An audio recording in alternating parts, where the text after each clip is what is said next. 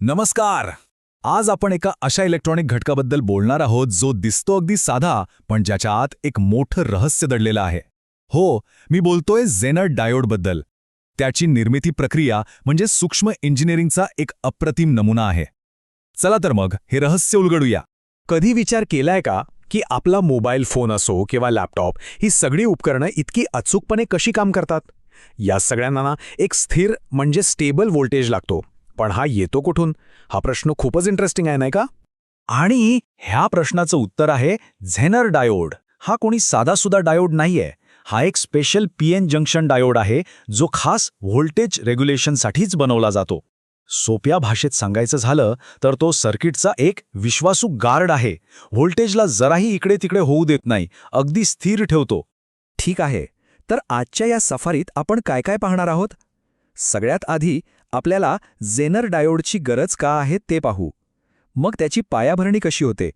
त्यानंतर सर्वात महत्त्वाचा टप्पा हेवी डोपिंग. मग त्याला अंतिम रूप कसं दिलं जातं आणि शेवटी त्याच्या यशाचं रहस्य काय आहे हेही आपण जाणून घेऊया.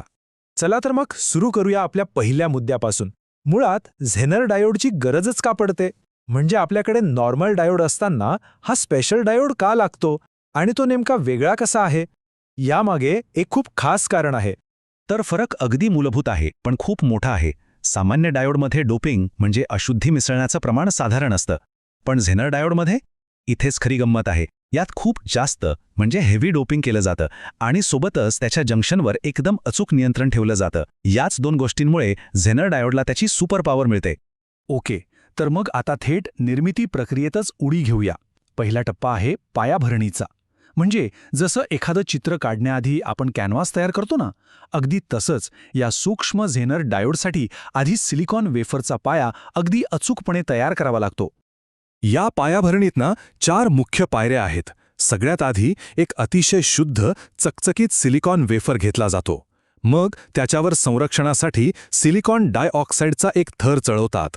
यानंतर येतो फोटोलिथोग्राफीचा नंबर. यात लाईट वापरून जंक्शन कुठे बनवायचं ती जागा नक्की केली जाते आणि मग शेवटी एचिंग करून त्या जागेवरचा सिलिकॉन डायऑक्साईडचा थर काढला जातो. जणू काही डोपिंगसाठी एक छोटीशी खिडकीच उघडली जाते. ही सगळी तयारी पुढच्या सर्वात महत्त्वाच्या टप्प्यासाठी असते. आणि आता आपण पोहोचलो आहोत या निर्मिती प्रक्रियेच्या अगदी केंद्रस्थाने. तो टप्पा म्हणजे हेवी डोपिंग. खरं सांगायचं तर झेनर डायोडचं सगळं रहस्य, त्याची सगळी ताकद याच एका स्टेपमध्ये लपलेली आहे. हाच तो मॅजिकल क्षण आहे जिथे एक सामान्य सिलिकॉनचा तुकडा एका विशेष झेनर डायोडमध्ये बदलतो. मग या हेवी डोपिंगमुळे नेमकं होतं तरी काय? तर ऐका, यामुळे एक अतिशय पातळ डिप्लेशन रिजन तयार होतो. म्हणजे असा भाग जिथून करंट सहजासहजी वाहत नाही. हा भाग इतका पातळ असल्यामुळे एक खास झेनर इफेक्ट शक्य होतो आणि याच इफेक्टमुळे डायोडला एक कमी आणि स्थिर ब्रेकडाऊन व्होल्टेज मिळतो. आणि हाच ब्रेकडाऊन व्होल्टेजला स्थिर ठेवण्याचं काम करतो. बघा कसं सगळं एकमेकांशी जोडलेलं आहे. आपण म्हणतोय कमी ब्रेकडाऊन व्होल्टेज, पण तो साधारण किती असतो? तर या हेवी डोपिंगच्या तंत्रामुळे तो साधारणपणे 3 व्होल्ट ते 6 व्होल्टच्या रेंजमध्ये आणला जातो. विचार करा किती अचूकपणे हे डिझाईन केलेलं असतं. ठीक आहे, तर डोपिंगचा सगळ्यात महत्त्वाचा टप्पा तर पार पडला, पण अजून काम संपलेलं नाही. आत्ता वेळ आहे या सूक्ष्म इंजिनिअरिंगला एका खऱ्या वापरण्यायोग्य घटकात बदलण्याची. म्हणजेच त्याला अंतिम स्वरूप देण्याची आणि पॅकेजिंग करण्याची. या फायनल टचमध्येही काही महत्त्वाच्या गोष्टी आहेत. पहिली आहे ॲनिलिंग. यात उष्णता देऊन डोपंट्सना जागं केलं जातं. मग येतं मेटलायझेशन, म्हणजे करंट वाहण्यासाठी ॲल्युमिनियमचे टर्मिनल्स जोडले जातात. त्यानंतर पॅसिवेशन नावाचा एक संरक्षक थर चढवला जातो, ज्यामुळे डायोड जास्त काळ टिकतो. आणि मग सगळ्यात शेवटी त्या मोठ्या वेफरचे छोटे छोटे तुकडे करून म्हणजे चिप्स बनवून त्यांना व्यवस्थित पॅक केलं जातं. ही संपूर्ण प्रक्रिया एका नजरेत पाहायची असेल तर हा फ्लो डायग्राम बघा.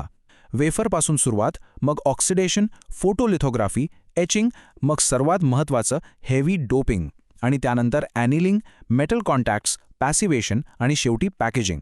सगळा प्रवास किती सोपा वाटतो ना इथे पाहिल्यावर. चला तर मग आता या सगळ्या माहितीचा थोडक्यात आढावा घेऊया. म्हणजे झेनर डायोडच्या यशाचं खरं रहस्य काय आहे, त्याची खास वैशिष्ट्ये कोणती आणि ती इतकी महत्त्वाची का आहेत हे पटकन समजून घेऊया. हे बघा किती सोपं आहे. हेवी डोपिंग केलं म्हणून कमी ब्रेकडाऊन व्होल्टेज मिळाला. पातळ डिप्लिशन रिजन तयार झाला म्हणून झेनर इफेक्ट घडला.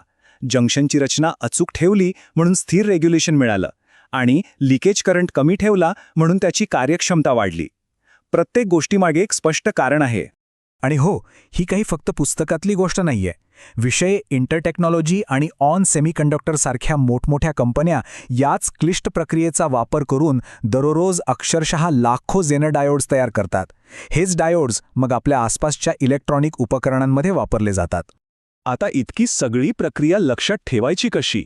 घाबरू नका, त्यासाठी एक सोपी ट्रिक आहे. फक्त हे 5 शब्द लक्षात ठेवा: pattern, heavy dope, thin junction, metal, pack. बस या 5 शब्दांमध्ये झेनर डायोडच्या निर्मितीचं सार आलं. तर मग पुढच्या वेळेस जेव्हा एखादा इलेक्ट्रॉनिक उपकरण हातात घ्याल तेव्हा एक क्षणभर थांबा आणि त्याच्या आत दडलेल्या या सूक्ष्म पण अत्यंत महत्त्वाच्या इंजिनिअरिंगचा विचार करा.